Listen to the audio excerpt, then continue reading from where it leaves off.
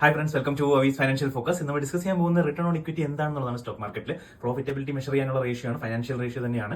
അപ്പം ഇത് എന്തിനാണ് നോക്കണമെന്ന് വെച്ച് കഴിഞ്ഞാൽ നമുക്ക് ഇക്വിറ്റി ക്യാപിറ്റൽ എന്ന് പറയുന്നത് കമ്പനി ഫസ്റ്റ് തന്നെ തുടങ്ങുമ്പോൾ കൊണ്ടുവരുന്ന ക്യാപിറ്റലാണ്. അപ്പോൾ അതെന്ന് വെച്ച് കഴിഞ്ഞാൽ ലോണോ അതൊന്നും ഉൾപ്പെടുത്തില്ല ഈ ഇൻവെസ്റ്റ് ചെയ്യുന്നത്. ഇപ്പം ഞാൻ 10 ലക്ഷം ഇൻവെസ്റ്റ് ചെയ്യുവാണെങ്കിൽ 10 ലക്ഷത്തിൽ എനിക്ക് എത്ര റിട്ടേൺ കിട്ടും എന്നുള്ളതാണ് നമ്മൾ നോക്കുന്നത്, നമ്മൾ ഇൻവെസ്റ്റേഴ്സിന്, റീറ്റെയിൽ ഇൻവെസ്റ്റേഴ്സിന്. അപ്പോൾ നമുക്കത് ഒരു കാൽക്കുലേഷനിലൂടെ മനസ്സിലാക്കാം. ഓക്കെ, നമുക്കൊരു ഫോർമുലയുടെ മനസ്സിലാക്കാം. നമുക്ക് റിട്ടേൺ ഓൺ ഇക്വിറ്റി എന്ന് പറഞ്ഞു കഴിഞ്ഞാൽ അതിന്റെ ഫോർമുല എന്ന് വെച്ച് കഴിഞ്ഞാൽ നെറ്റ് ഇൻകം ഓർ പ്രോഫിറ്റ്, എത്ര കമ്പനി പ്രോഫിറ്റ് ജനറേറ്റ് ചെയ്തു അതിനെ divided by shareholders equity. Net income എന്ന് വെച്ചാൽ നമ്മൾ ഓൾറെഡി പഠിച്ചിട്ടുണ്ട് എന്താണെന്നുള്ള പ്രീവിയസ് വീഡിയോസ് ഒക്കെ നിങ്ങൾക്ക് കണ്ടാൽ മനസ്സിലാവും. അതിൽ എല്ലാം ഉൾപ്പെട്ട് എല്ലാ ടാക്സ് എല്ലാം കഴിഞ്ഞ് ഡിവിഡൻസ് ഒക്കെ കൊടുത്ത് കഴിഞ്ഞിട്ടുള്ള ലാസ്റ്റ് എമൗണ്ട് ആണ് ഈ നെറ്റ് പ്രോഫിറ്റ് എന്ന് പറയുന്നത്. അതിനെ divided by shareholders equity. Shareholders equity എന്ന് പറഞ്ഞു കഴിഞ്ഞാൽ അതിന്റെ ഫോർമുല എന്ന് പറഞ്ഞു കഴിഞ്ഞാൽ total assets minus total liabilities കൂട്ടാം, അല്ലെങ്കിൽ നമുക്ക് share capital plus reserves plus surplus എന്ന് പറയുന്ന ബാലൻസ് ഷീറ്റിലുണ്ടാവും. അത് വെച്ചും കാൽക്കുലേറ്റ് ചെയ്യാൻ പറ്റും ഷെയർ ഹോൾഡേഴ്സ് ഇക്വിറ്റി. ഇനി നമുക്കൊരു എക്സാമ്പിൾ എടുക്കാം. ABC കമ്പനി എന്ന് പറയുന്ന കമ്പനിയുടെ എക്സാമ്പിൾ നമുക്കിവിടെ നോക്കാം. അപ്പോൾ നെറ്റ് പ്രോഫിറ്റ് എന്ന് പറയുന്നത് 15,000 രൂപയാണെന്ന് വിചാരിക്കുക. ഞാൻ നിങ്ങളെ ചെറിയൊരു എമൗണ്ട് എടുത്തിട്ടാണ് കാണിക്കുന്നത്. വലിയ കമ്പനീസ് വലിയ പൈസയാണ് വരുന്നത്. 15,000 ആണ് നെറ്റ് പ്രോഫിറ്റ് എന്ന് പറയുന്നത്. ഷെയർ ഹോൾഡേഴ്സ് ഇക്വിറ്റി എന്ന് പറയുന്നത് നമുക്ക് ഇവിടെ 1 lakh ആണ് നമുക്ക് കിട്ടുന്നത്. അപ്പം 15,000 ഡിവൈഡഡ് ബൈ 1 lakh. അപ്പോൾ നമുക്ക് എത്ര കിട്ടി?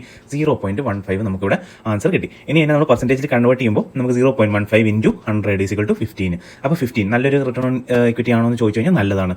10ന് താഴെയാണെങ്കിൽ ഭയങ്കര മോശമാണ്. അത് നമുക്ക് ഇൻവെസ്റ്റ് ചെയ്യുമ്പോൾ നമുക്ക് റിസ്ക് കൂടുതലായിരിക്കും. നമുക്ക് അത്ര പ്രോഫിറ്റ് കിട്ടുന്നില്ലെന്നാണ് അതിൻ്റെ അർത്ഥം.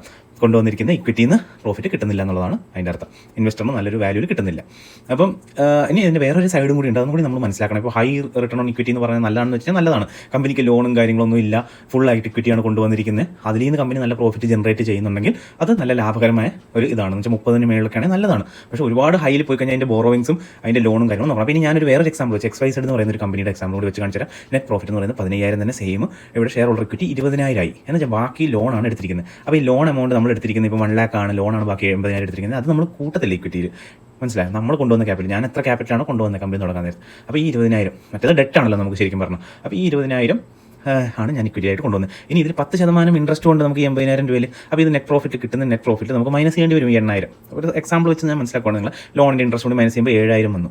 ഇനി 7,000 ഡിവൈഡഡ് ബൈ നമ്മളിവിടെ 20,000. അപ്പോൾ എന്താ ചെയ്യുന്നത് വെച്ചാൽ 0.35 ആണ് നമുക്ക് കിട്ടുന്നത്. അപ്പോൾ എത്ര? 35 ആണ് റിട്ടേൺ ഓൺ ഇക്വിറ്റി കിട്ടിയത്. അപ്പോൾ ഇത് നല്ലതാണോ എന്ന് ചോദിച്ചു കഴിഞ്ഞാൽ നല്ലത് തന്നെയാണ്. പക്ഷേ ഇവിടെ ഒരു ഡ്രോബാക്ക് എന്ന് വെച്ച് കഴിഞ്ഞാൽ ഇത് ലോൺ എമൗണ്ട് ആണ്. അപ്പോൾ നമ്മളത് മനസ്സിലാക്കേണ്ട. അതിന് വേണ്ടി നമുക്ക് വേറെ റേഷ്യോസ്, ഡെറ്റ് ഇക്വിറ്റിയും അതുപോലെ തന്നെ വേറെ റേഷ്യോസും മനസ്സിലാക്കേണ്ട ഒരു കാര്യം, അതും കൂടി നല്ലതാണ്. അപ്പോൾ ഇതിൽ മാത്രം നമുക്ക് ഇതായിട്ട് ഇരിക്കാൻ പറ്റത്തില്ല. പിന്നെ നമ്മൾ വേറെ രീതിയിൽ ഇപ്പോൾ ട്രെൻഡ് നോക്കണം. നമ്മളിപ്പം ഇതിനെ കമ്പയർ ചെയ്യുമ്പോൾ നമ്മൾ ട്രെൻഡ് 5 വർഷം കൺസിസ്റ്റൻ്റ് ആയിട്ട് ട്രെൻഡ് നോക്കിയിട്ട് മാത്രമേ നമ്മൾ ഇൻവെസ്റ്റ് ചെയ്യാവുള്ളൂ. അതല്ലാതെ തന്നെ നമുക്ക് പിന്നീട് ഇതല്ലാതെ തന്നെ നമുക്ക് വേറൊരു മെത്തേഡ് എന്ന് വെച്ചാൽ ഇതിൻ്റെ പിയർ കമ്പാരിഷൻ ചെയ്യാം. നമ്മൾ വേറെ കമ്പനികളായിട്ട് ഇതിൻ്റെ സെയിം വേറെ കമ്പനികളായിട്ടും കൂടി കമ്പയർ ചെയ്തിട്ട് നോക്കേണ്ടതാണ് നമ്മൾ. അപ്പോൾ നിങ്ങൾക്ക് മനസ്സിലായെന്ന് വിചാരിക്കുന്നു. മനസ്സിലായെങ്കിൽ ലൈക്ക് ഷെയറും സബ്സ്ക്രൈബും കൂടി ചെയ്യാം. നിങ്ങൾക്ക് റിട്ടേൺ ഓൺ ഇക്വിറ്റി എന്താണെന്ന് മനസ്സിലായെന്ന് വിചാരിക്കുന്നു. വേറെ വീഡിയോസ് കൂടി കാണാം. So stay tuned. ബൈ.